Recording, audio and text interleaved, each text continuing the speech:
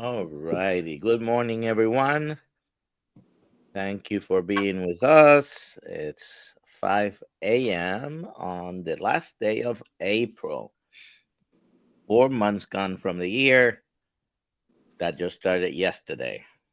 It's incredible. I think for some reason the perception of time goes faster as you get older, maybe. Uh, but 4 months.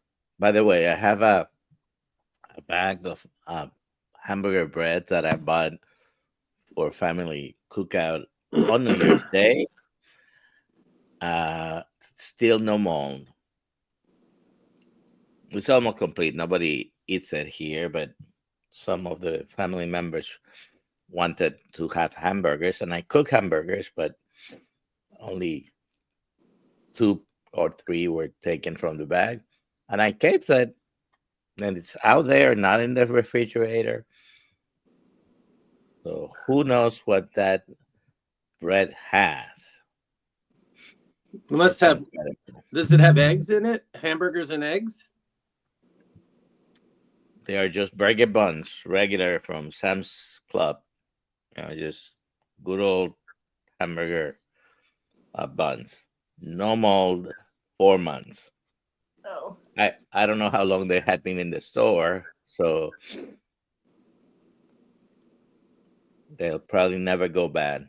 I'm gonna keep it until they grow mold and see. I just checked it 2 days ago. Anyway, absolutely no mold. Anyways, good morning, everyone. And in case you don't recognize the faces here, we have let's see, on this side we have Lewis, we have Peter, Hey guys, how's it going? we have Nia from Nia's Wave, and we have Amy. uh, Most of them are regulars here in the mornings except for Nia, who's being very kind. She's an hour earlier than us. But soon she'll be a regular because we're moving to 6 o'clock on Monday. So this is Oh, the last really? week. This is Yeah, the last week Monday. we're gonna do this at 5 a.m. Starting next Monday, it'll be 6 a.m. Eastern time, and I think we'll probably keep it at 6 a.m. We're experimenting a little bit. Also, next week we're gonna start having two live streams in the afternoons, Tuesday and Thursday. Most of the time will be at 3 p.m. There might be sometimes when a guest can make it at 3 but can make it at 4 or something like that, and we'll try to be flexible with that. But uh, there will be at least a day or two in advance. uh, we'll post uh, the live stream times. Okay. And is that going to be on YouTube or Kilt's Mighty Tribe? No, all of that is gonna be on YouTube. The afternoon is gonna be on always on Kilt's channels. I also stream on my channel, so I don't have enough members that I usually go there. So, by the way, at the Real Dr. Nelson, go and subscribe. Uh, And what time did you say again? 3 p.m. on Tuesdays and Thursdays, Okay. most of the time. Next week, we do have one scheduled for Tuesday. On Thursday, it's going to be at 4:15 or 4:30. Uh, and Dr. Kels is going to be with us. He's normally in the afternoon, not doing anything like this, but he's going to be with us, and it's going to be with Dr. Rinka next Thursday. Not tomorrow, but a week from today. Or a week from tomorrow. All right. If everybody can put hashtag mega, uh, we're gonna use that hashtag for our giveaway. It's gonna be a Kills Ketos Carnivore book. Okay. All right. So I'm gonna give each one of you 1 minute. It's gonna be a quick who you are, And if you want to include what you've done with carnivore, and then we'll come back to doing something else. Go ahead and start, Lewis. Hey everybody, I just want to give a little disclaimer. I am on a cruise ship right now in the middle of the Atlantic Ocean, so my stream is brought to you by Starlink. So if it's a little choppy, you can blame Elon. But everything is going really well. Also, there's some background noise right now. Do you guys hear any background noise? Or no? Do you hear my A voice little clearly? bit. It's Okay. okay. All right. I'll stay muted for most of the time when I'm not speaking. But yeah, I'm really nobody special. I'm in the chat most of the time with all of you, and I've been eating keto and low carb and carnivore since March of 2023, and reversed type 2 diabetes, lost a bunch of weight, you know, the usual stuff. But I'm just really happy to be here with you guys and to help out Dr. Nelson while Alia and Dr. Kiltz are away. So that's it. It's good to be here. Thank you. Thank you, Lewis. By the way, you're all special, and Of course. you're saying very nonchalantly, oh, just reverse type 2 diabetes.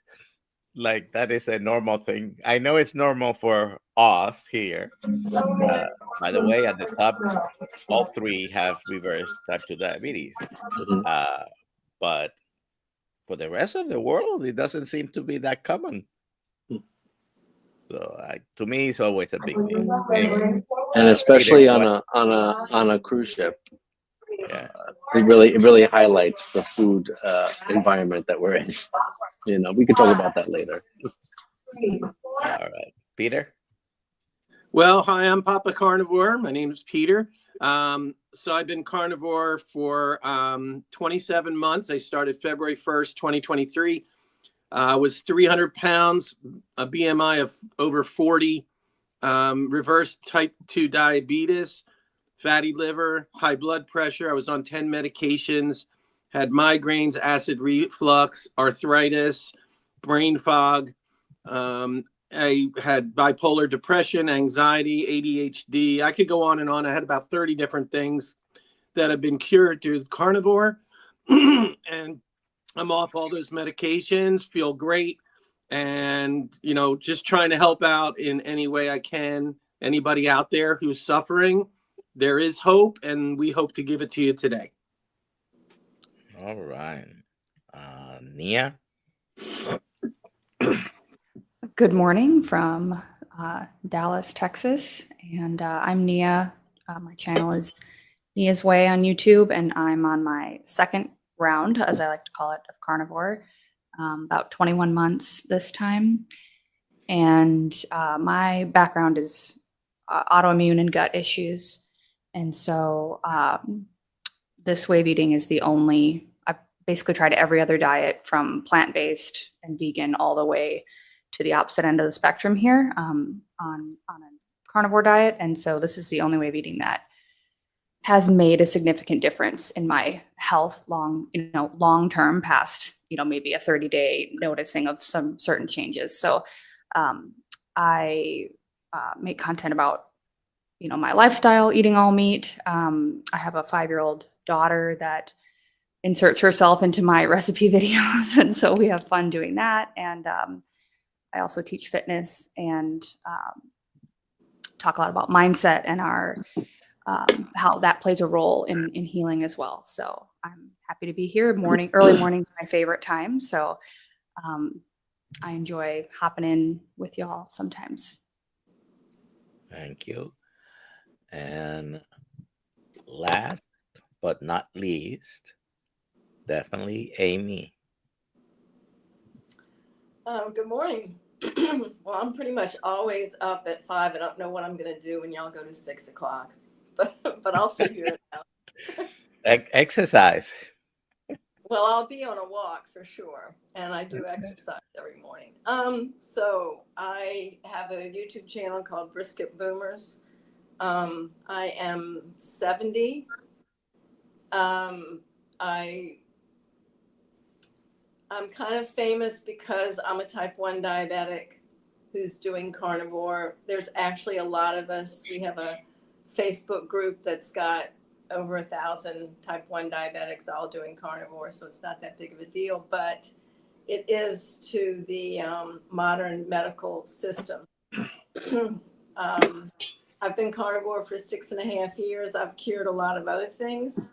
I've been on a journey of, well, when I started researching health, which was way back in 1976, I started researching health and found that most conditions were healable. So I convinced myself that type 1 diabetes could be healed. So I have been on the journey to try and do that. I still do take insulin, but I've been on a lot of different diets and have a lot of experience playing around with insulin levels and things like that. So I think that it's interesting point of view because you can learn a lot about insulin in other people's bodies and how it works from looking at what works for a type 1 diabetic. I've gotten my insulin requirements down to about 10 units a day, which is very low. And I only take 5.5 units for my basal, so that's pretty low too. And I do an experiment every month, and the month of April, I did Lion Diet. I did a very high-fat Lion Diet and had some better results with that. But I'm actually thinking about in May, trying to figure out what the experiment will be this May. But I think it's going to be a little bit lower fat Lion. We'll see how that goes.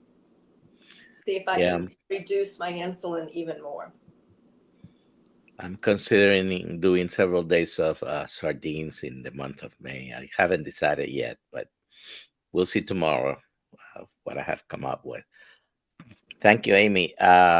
One of the things that I know from your listening to you before, you found Dr. Bernstein's book several years ago, and he just passed away a couple of weeks ago. Yes, he was he did. 90, and I understand he was still practicing. Yep. So, and he was himself a type 1 diabetic. He controlled his diet wonderfully with following a very low carbohydrate diet. I think I don't know if he used 20 or 30 grams as his limit, but 30. So very good. All right.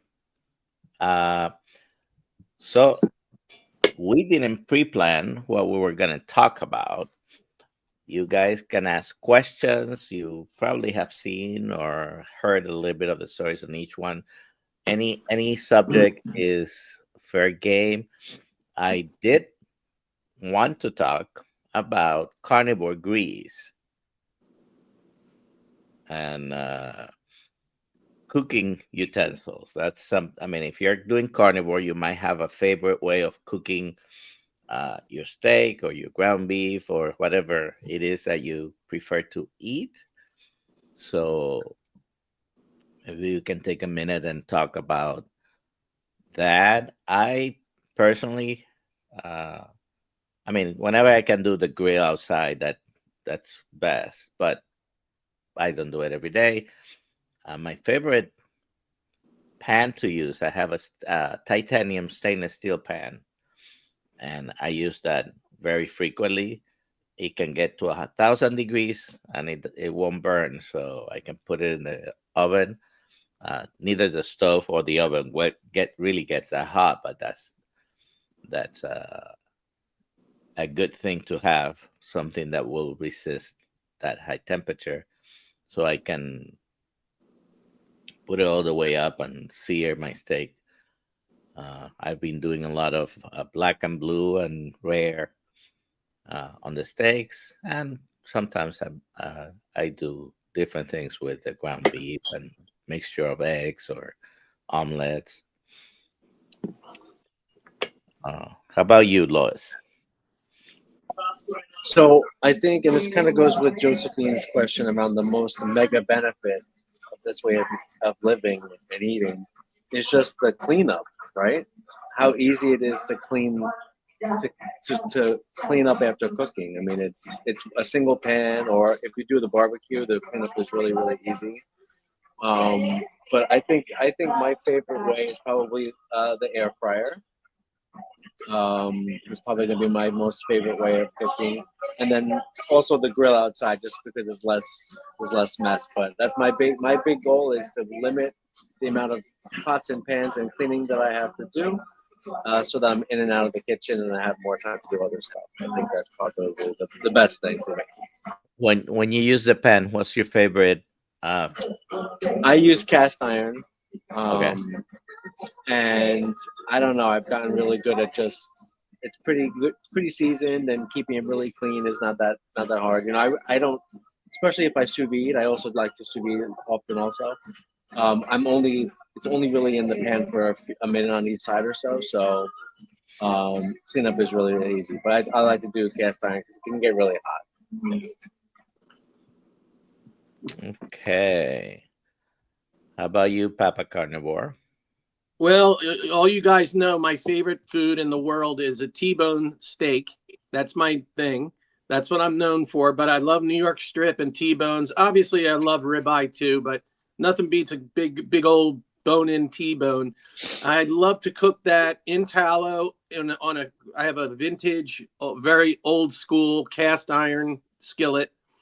I sear it on both sides for, like Lewis said, not very briefly on each side, and then inside. Now I like it rare on the inside, but I do like it seared on the outside. I do use my air fryer mostly for like chicken wings, like air fried chicken wings, or maybe fish like salmon, something like that.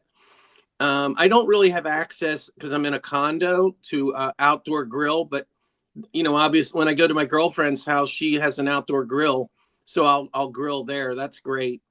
And that's pretty much it. I do also use my slow cooker. So if I'm going to maybe make a chuck roast or a brisket, or some ribs, I also cook my ribs in the oven as well. So that's pretty much it. But my main instrument by far is my cast iron. Have it well seasoned? I just I cook it just straight up. When it comes off, I put it on. I have like a wooden serving plate. I get that, Mitch, Old Guy Carnivore, shout out. He's got a little website on oldguycarnivore.com with a lot of the stuff he uses. I use the wooden plate that he has. Also, I did buy the Mueller ceramic pan that I use for my eggs. It's a Mueller ceramic skillet, and I use that for my eggs. But I just use salt, usually Malden's sea salt, either the regular or the smoked sea salt flakes. And then I eat cold butter on the side. So I'll take a chunk of butter with every bite of meat. And that's it. Just butter and some salt and some cold butter. That's it. I don't put any other seasoning in it. Tastes delicious. All righty. How about you, Nia? I used to use a lot of cast iron, and I love cast iron. I now currently have a ceramic cooktop, or the glass cooktop, or whatever it is, and I always get really nervous about using cast iron pans on there. I know some people do it, but since I'm in an apartment, so I'm always kind of wary of using it in there. But I have one of my favorite cast irons is my Dutch oven. When we lived off the grid, I pretty much did all my cooking in cast iron. So I would cook in that. I think it's a 10-quart Dutch oven over coals, and all my pans. I mean, it had a nice assortment of different cast iron skillets, which I still keep around. But I just don't get the opportunity to use them a whole lot. We have a grill outside here at our building, which sometimes I will use in the summer, but I really love my air fryer. I think like Lewis mentioned, and I got the one that has the grill insert.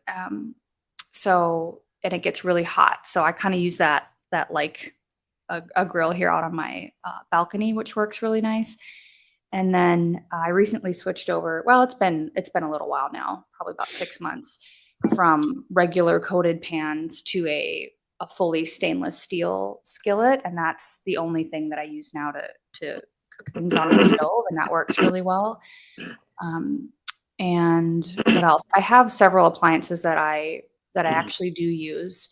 One's running right now, my dehydrator, which I actually need a new dehydrator. So I've been shopping around for which one I want to get next, kind of an upgraded version, because right now I use the one that is round, and which is really nice, but it's convenient for making jerky, which is what I typically do use it for.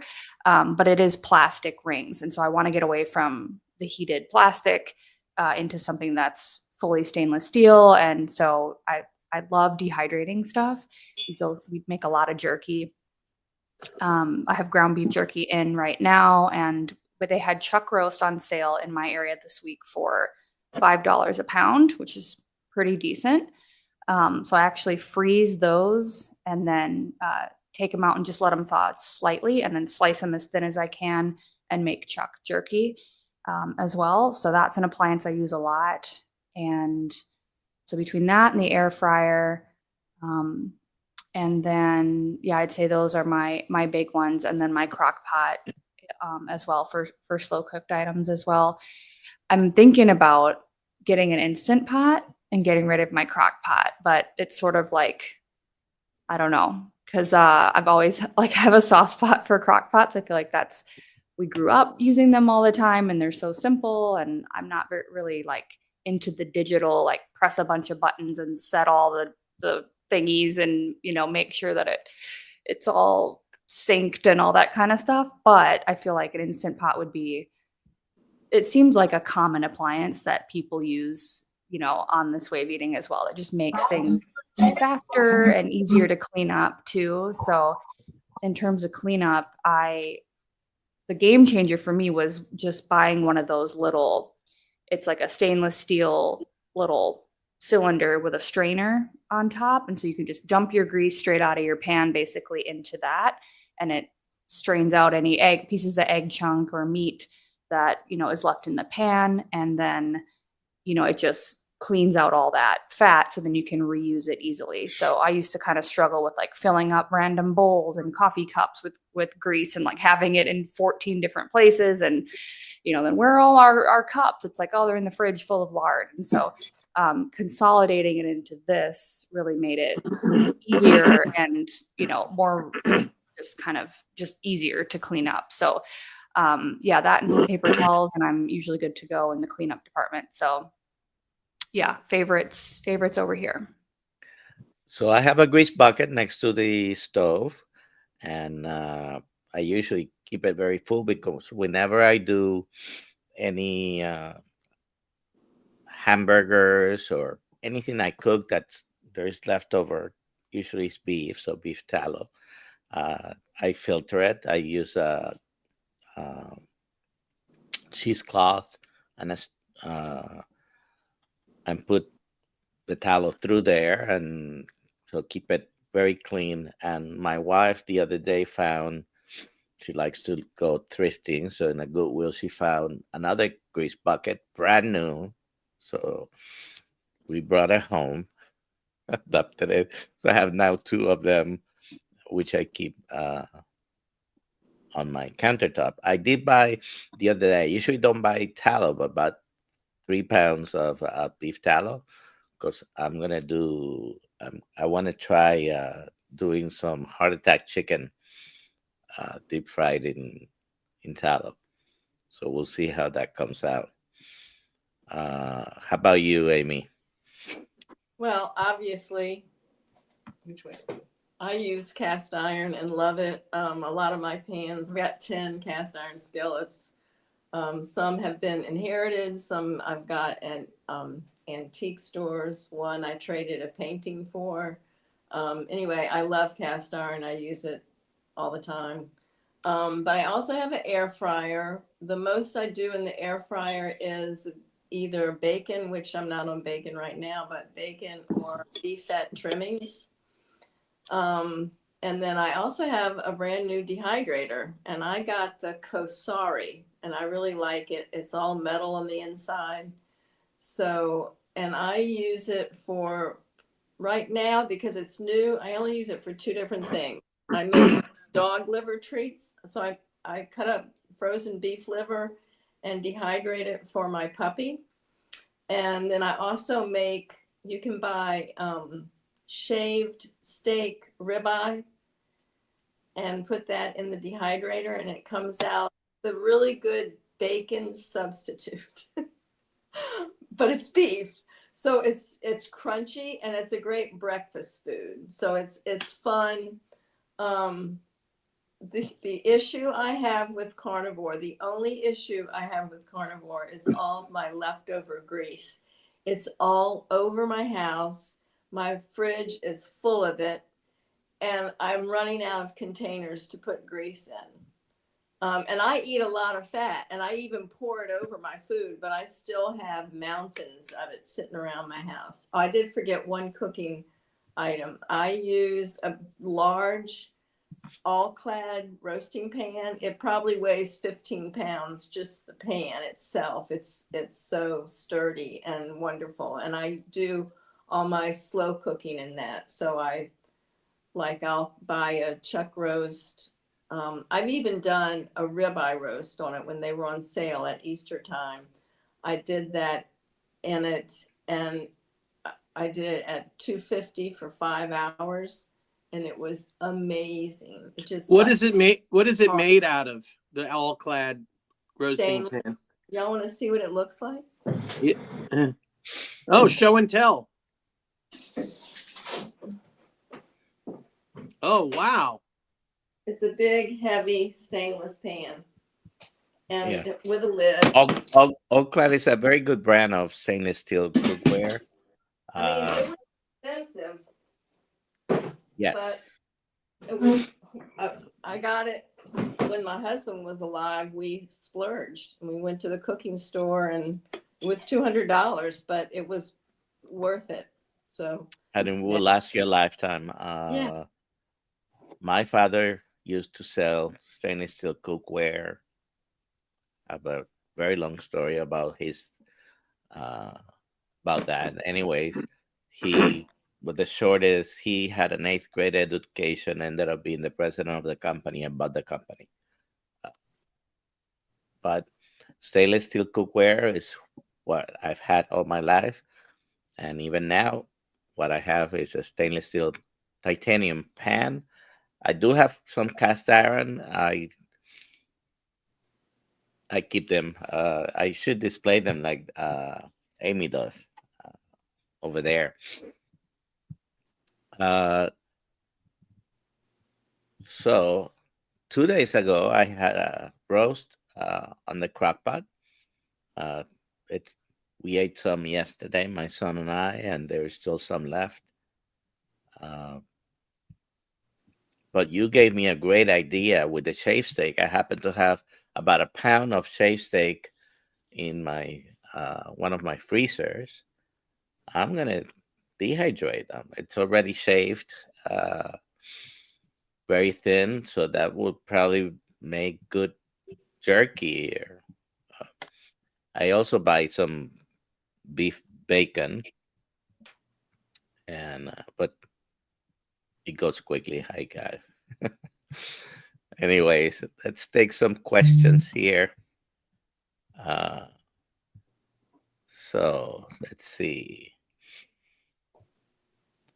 Josephine C asks, "What's the most #mega benefit so far on this way of living?" Well, I can tell you, getting rid of diabetes was got to be number one for me. And then obviously losing over 100 pounds. I went from 300 to now 199. It's the lowest weight I've been since I was 19 years old. I was a 44 pants, went to 34, which is what I wore when I was like in high school. So just being, able to, walk around. I had arthritis so bad I could barely walk across the room. I walk 5 miles every day with my dog. So, I mean, for me, it's been just life-changing. How about you, Louis?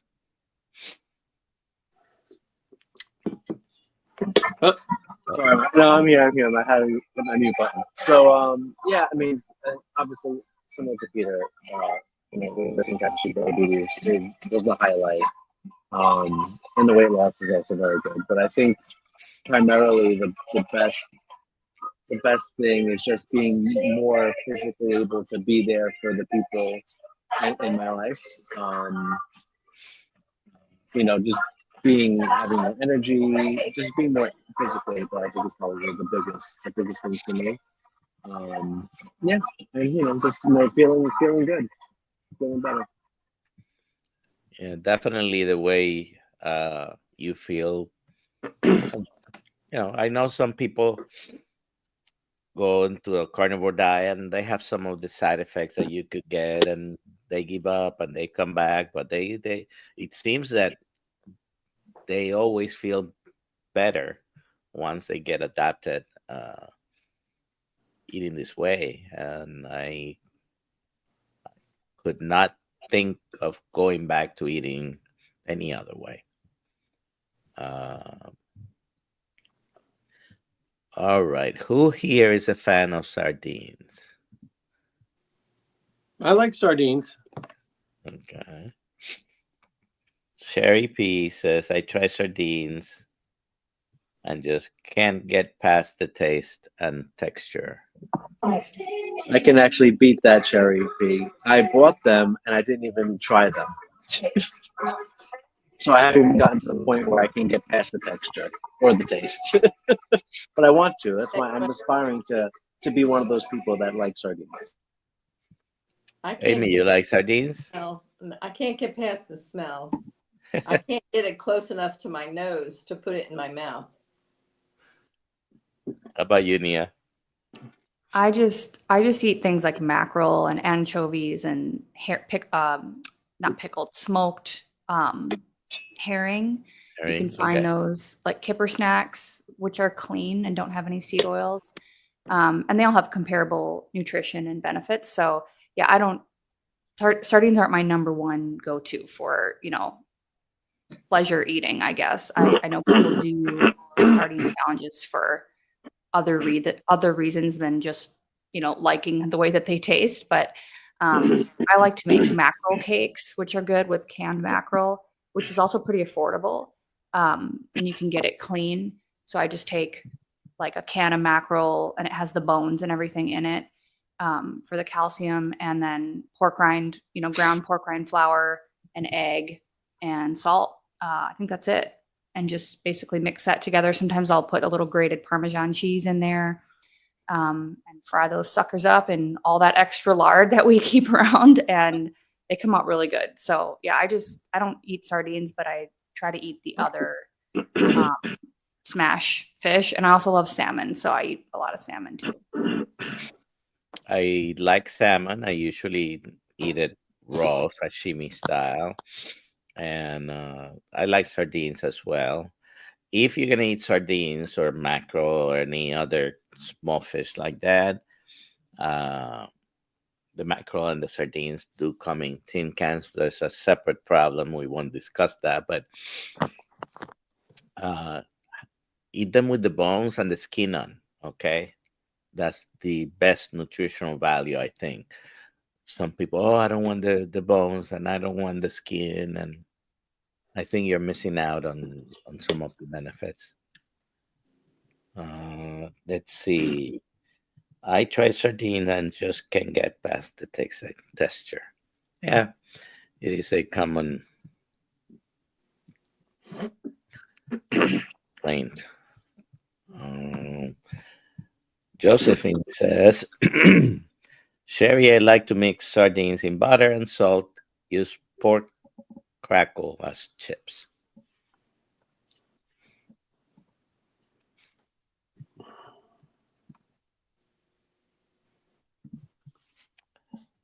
TV says only cleanup for me is wiping the stovetop of the burger and bacon grease that popped out of the skillet. That Unfortunately, that's something that we all have to do when we use the stove.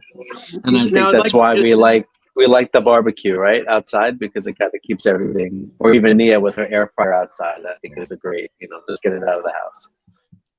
one utensil that I also bought on oldguycarnivore.com from Mitch is it's like one of those little screen things. It's it goes over top of your Or your cast pan. iron skillet. What do they call that? Yeah, It's like a grease screen. screen. Yeah. Yeah, it's Yeah, like a grease a screen. It's splatter, a like splatter screen. a splatter guard. Splatter guard. It's like round and it's mesh, screen metal, and it goes right over top of your cast iron. That Mhm. thing is essential if you cook in a cast iron or any kind of frying pan, and that keeps 90-95% of the mess in the pan. Yeah, I have one of those. I paid it. I paid a total of $1.25 at Dollar Tree. Oh my God. So if it breaks, Buy another one.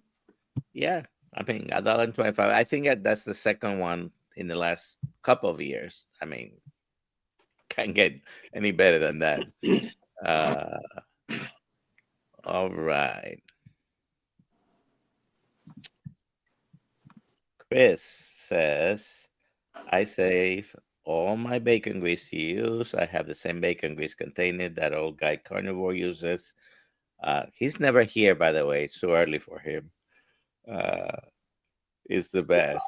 I use my beef tallow. Sometimes he's watching in the chat. He doesn't chat, but sometimes he's watching, and he watches the replay. I use my beef tallow to season my cast iron. It's also my lotion. There you go. And I I was have going to that mention same. that too. I have the same grease pot he's talking about that I got from Old Guy Carnivore. It's a little grease pot and it has a little strainer that you can put on, it fits right on top under the lid. It's really nice. Mhm. Yeah, and You were with saying I something, only Nia? use I only use pure beef tallow for this. I've tried it mixed with pork fat lard, and it's not quite that. It has like a smell that I can't quite get out, but I do use it to make homemade body butter. So you just take, if you can use lard, but it does kind of have like a stronger meat smell to it that I can't get out unless I add a fragrance to it. But just take that. I make sure that there's no water in it if you've rendered it, and then I just use a egg beater, an electric hand mixer, and just whip it till it's fluffy and creamy and nice, and then put it in a mason jar and stick it in my bathroom, and that's what we put on our skin now exclusively, and it is amazing. So that's one way to use extra fat. Or if you have those big tubs of the Chicago Packing Company, I know those are kind of popular. The grass finished, I think it Yeah, is. I have that. Yeah, that's what I've been using for skincare now, just because it's easier, and then I use like our leftovers to cook in, and then I use that because it's very pure for our skin and doesn't smell. So that's always something too.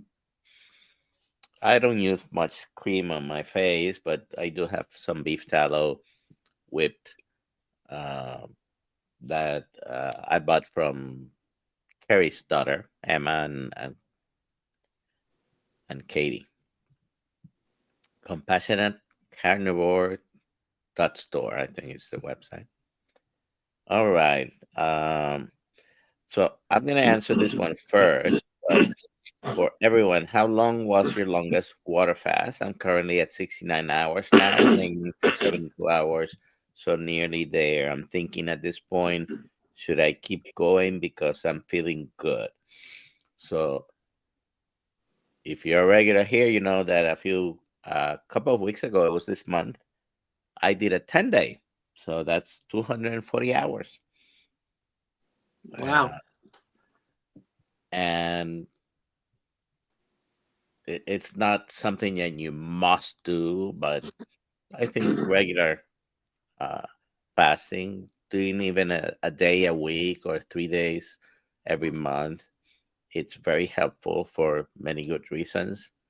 Uh, so if you're feeling good, you can always try one day at a time. That's what I did. My intention had been to do only a 7 day, and then I just went one day at a time, and I completed 10 days. So in the future, I probably will be attempting to do something for maybe 14 days, 21 days, or something like that. How about you guys? My longest fast was 6.5 days. My longest was going to be a 3-day fast, but then you get to add on the night before and the night after. So I think I'm not even sure if I think it was 84 hours, but I'm not sure. I might count it up again. But it was just three days without food. But you can add on the night before and the night after. So I don't know how many hours that Yeah, is. from your last meal until your next meal. Right. Yeah. Uh, any fasting, Nia? I don't intentionally do any, I guess what you would call long-term fasting at this point. I have in the past, but and I've talked about this quite a bit on my channel, where fasting always helped me feel better with gut issues and things like that, but I abused it. And it was also very much part of that like cycle of restriction and binging that started to happen over the years, dealing with gut problems. And so I am just careful to not push myself to fast. There are many times when I'm very tempted to be like, oh, let me just, jump into a 3-day fast and fix this problem, right? Which I do think fasting is good, and I think it's healthy, and I think it's a natural part of like a cycle that people typically fall into once you get, truly fat adapted and you just follow your hunger cues. I saw a comment come through about dry fasting. I've had several people ping me with the dry fasting thing. And so I'm actually quite interested in trying that to see if I can kind of zap some of these microbes that are just in love with me and they don't want to leave or die. And so I still have some issues from time to time that I'm trying to figure out. But fasting also doesn't necessarily work for killing off microbes, because they can just bury themselves into your gut lining and kind of hibernate there for a long time. So it's a little bit tricky. But overall, I think fasting's a good approach if you have a healthy mental framework to go into that with. And then I think it's a muscle like anything else. You kind of build up to it. So I wouldn't say like, if you've never fasted, jump in and do a 5-day thing. Like, just listen to your body. And it sounds like, Kate, that's what you're doing. And, but it's definitely a mental battle, right? Because your mind will want to give up before maybe your body is actually ready to break the fast. So yeah, I look at it like an experiment now, and sort of like a game, like, okay, if I'm going to do something like that, how can I make it, I guess, not so strict and rigid from a mindset perspective, but more of like hey, let's see, what does my body kind of want to do? So that's my advice. You definitely want to build up to it if you want to do any type of prolonged fasting. The first thing you need to do is time restricted eating. I don't call that intermittent fasting. This 24 or 18-6, 16-8. That to me is time restricted eating, because really you're not fasting, except you have restricted the times to eat.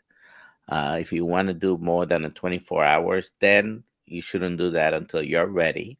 And you'll know when you're ready by slowly increasing your time restriction.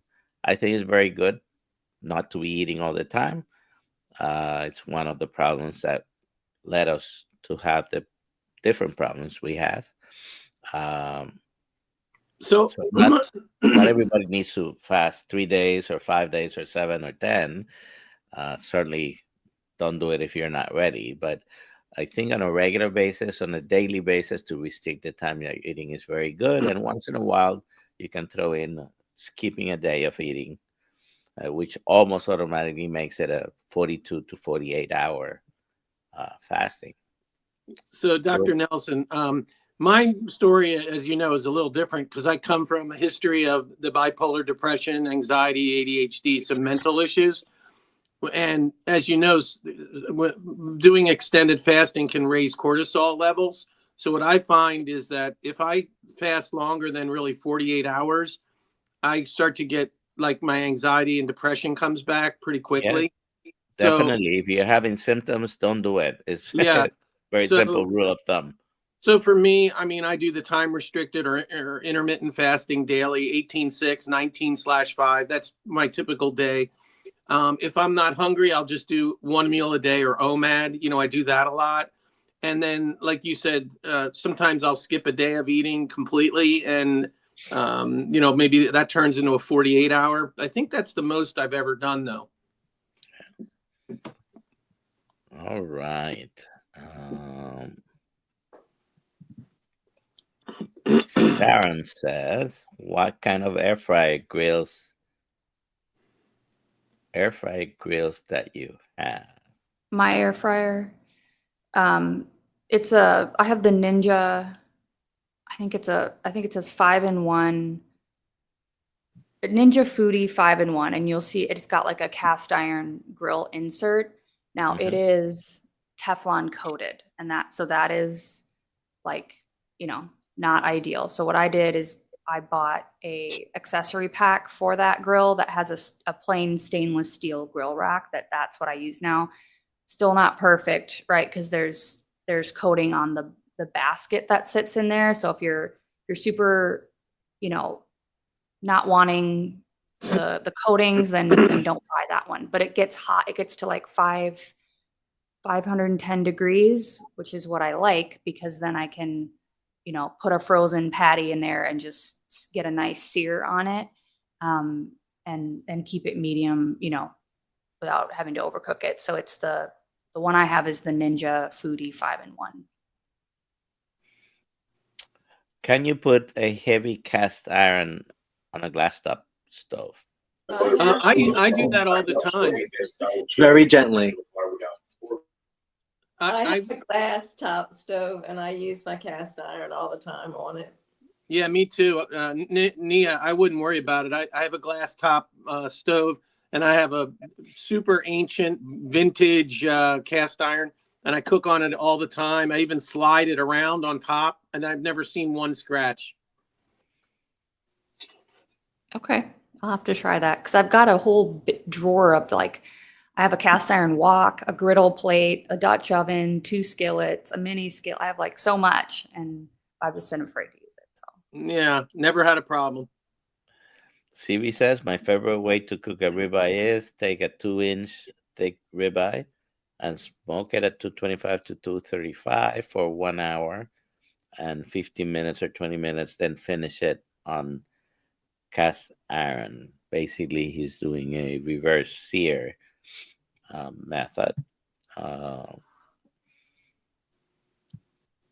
That's how Carrie cooks his ribeyes too. Yeah. So I don't have a smoker, but I sometimes will put it in the air fryer, and the air fryer does have plastic and Teflon inside, but I have a litter trivet that is stainless steel, so that's where I put the meat, and I cook it to a certain temperature, whatever temperature I select, and then I can finish it on the stainless steel pan.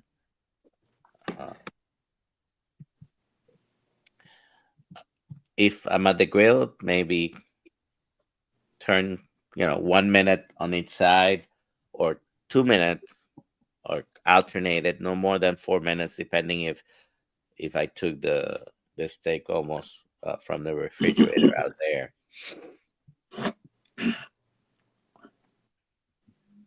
Okay. Don't forget to put the hashtag mega. Oh, I just wanted to say one thing. We have the 2 most beautiful women with the most beautiful hair on tonight.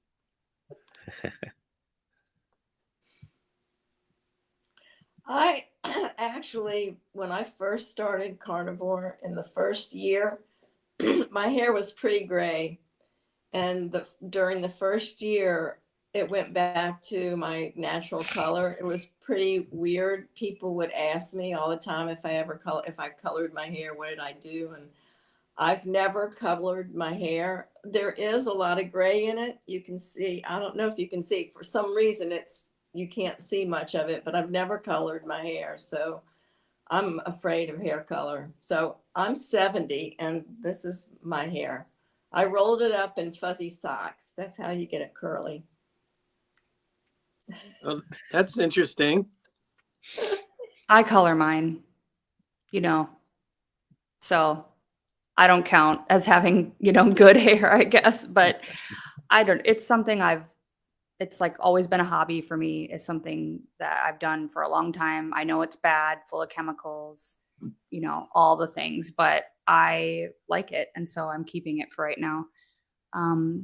But I try to do, the least. I don't use any hot tools at all. I just let it air dry every single day. I don't use any other products or sprays or mousse or anything like that. So, I feel like there's a compromise. I guess, compromise there. But I've considered growing out my natural hair color, and it's just it's sort of a high maintenance thing to do. And so you're always stuck between that rock and the hard place of like, do I just keep up the maintenance of the color and all of that? Or do I go through that process of growing it out? Because my hair is quite long. And so, it would take probably 5 or 6 years to do that and keep it the length that it is. So anyway, I appreciate the compliment, but caveat, I'm definitely not Miss Perfect Health when it comes to hair stuff. So, well, I'll tell you this: I'm going to be 63 in June. My hair got much darker. It was really going gray, and my hair is now like almost fully brown with just wisps of gray now, like kind of like what you're talking about, Amy. And people are all like, "Oh, you color? Oh, you what do you use? Just for men? Or you use like?" No one believes that, all of a sudden the change is dramatic. It really is. People who've seen me before and see me now. And I'm like, no, I just eat lots of meat and eggs. And they're like, what? And I'm like, yeah, that's it. That's my hair coloring. I'm going to pass on the hair conversation. But, you do have beautiful skin from all that tallow, Dr. Nelson. Thank you. By the way, I did not lose my hair. It was by choice. Yes, we know. You have to start with that. I choose to do this. Right. Yes. A few years ago, a good friend had cancer, was going through chemo. He decided to shave his head. And then I actually have a picture from like the month before I shaved it. Let me see if I can share here. And it serves two purposes. Shows the hair, but it also shows how big I was.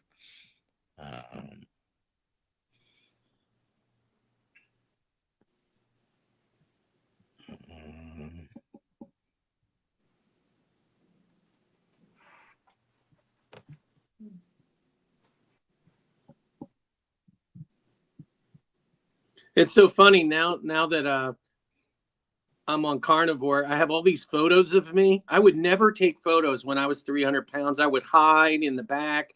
There was no photos of me. Well,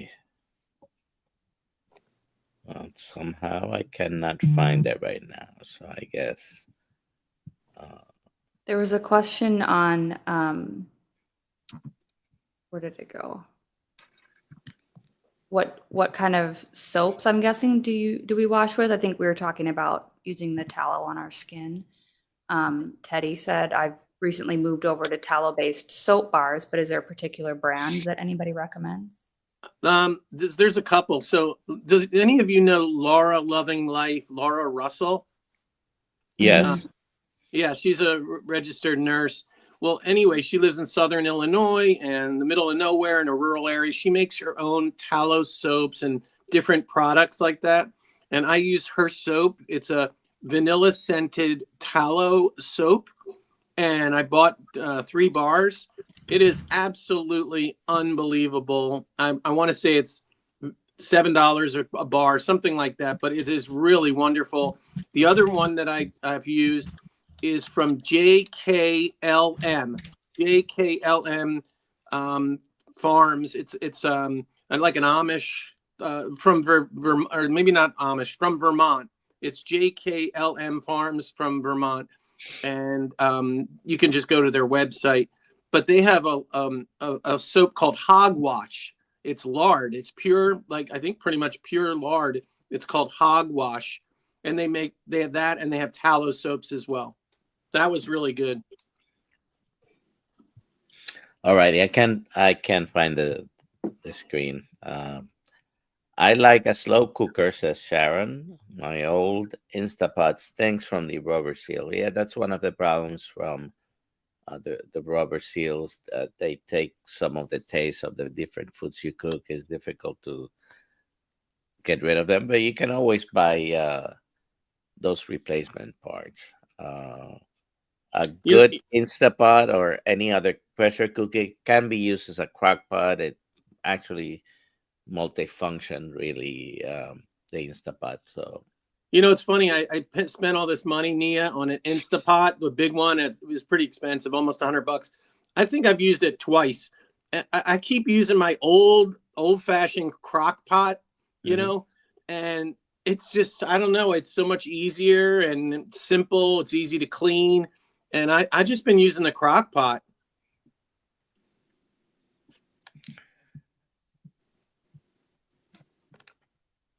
and it's very simple to use. Just put your meat there, close it, and you can put some broth if you want or not, and it'll be done 8 hours later.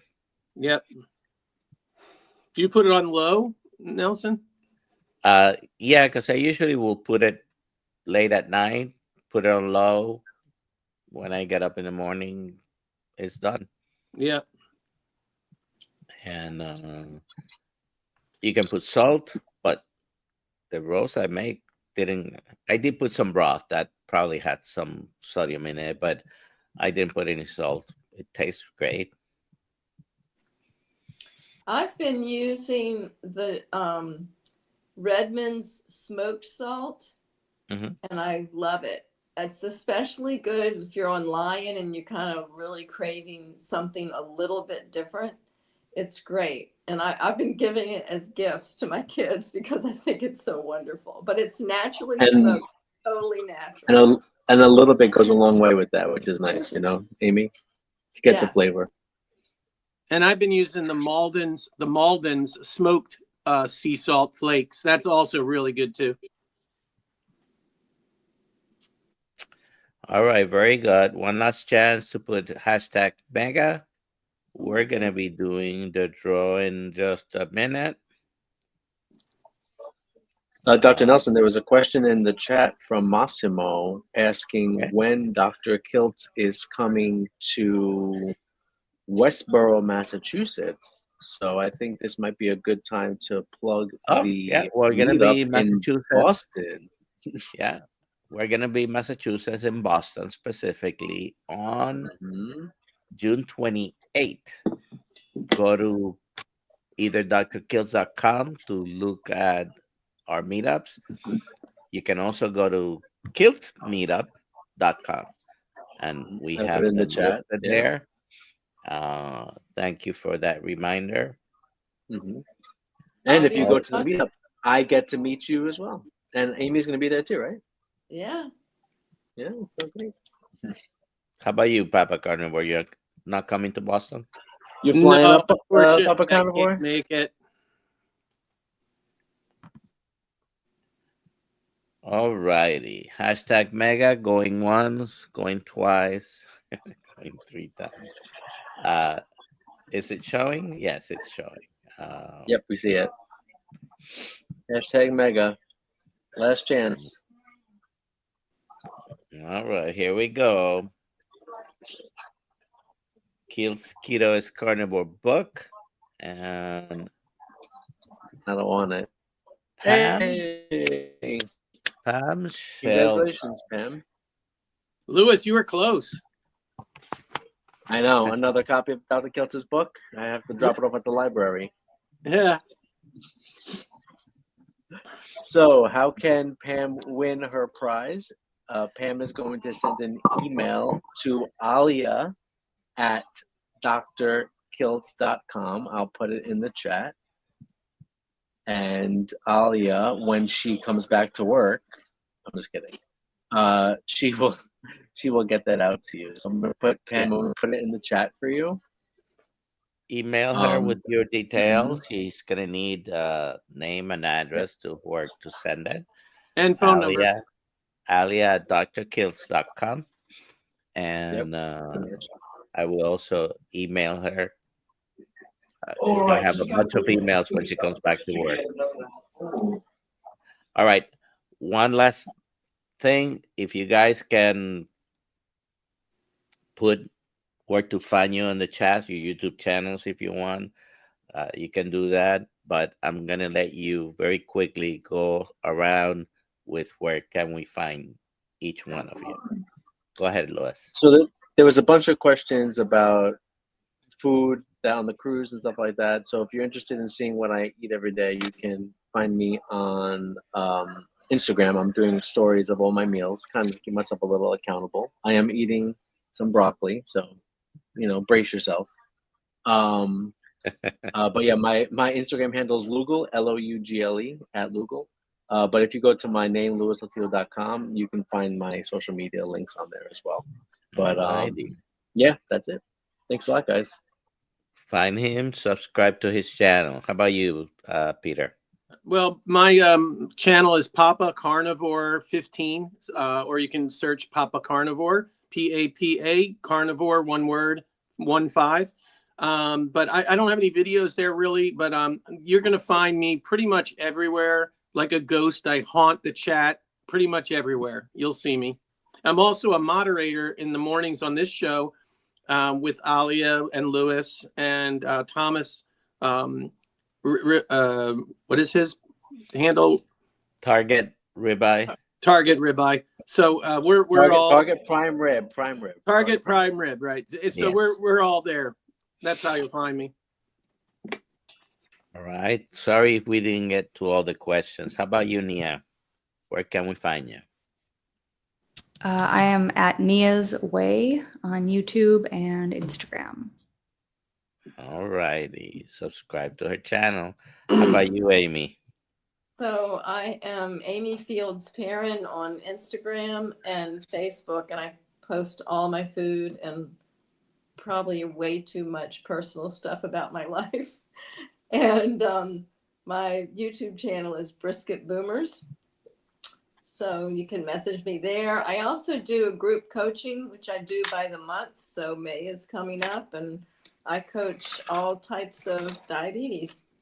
So just message me if you want to join. All righty. Well, thank you, everybody, for being here. Very kind of all of you to wake up early to be here. Although the three of you are usually here. Nia, it's a special day. Now, 6 a.m. starting next Monday, we're going to be at 6 a.m. At some point during the week, Dr. Kiltz and Alia are going to be back in here. For the moment, I'm by myself.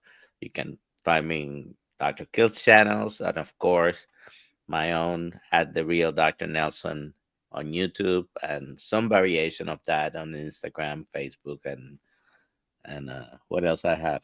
TikTok, I think. Have to set up my Rumble and a few other things. But thank you for being here, everybody. We're going to end the stream right now. You have a great day, okay? And eat meat.